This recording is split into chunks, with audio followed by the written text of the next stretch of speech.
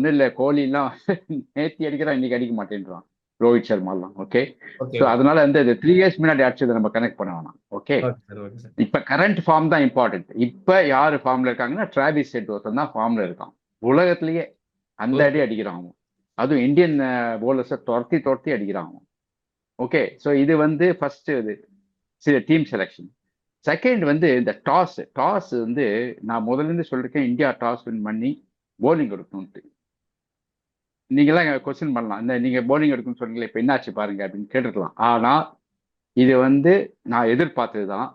This is better than India batting first and scoring 20 for 4. பேட்டிங்ல ஒட்டுமொத்தமா all out ஆகுறதுக்கு இதை கொஞ்சம் சேஸ் பண்ணா நல்லா இருக்கும் அந்த மாதிரி சொல்ல வரீங்களா சார்? இல்ல அப்படி இல்ல.